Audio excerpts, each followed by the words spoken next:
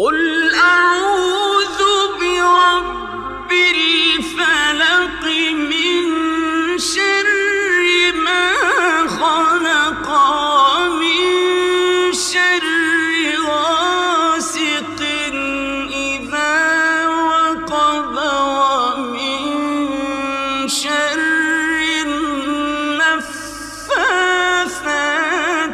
في العقد ومن شر حاسد إذا حسد.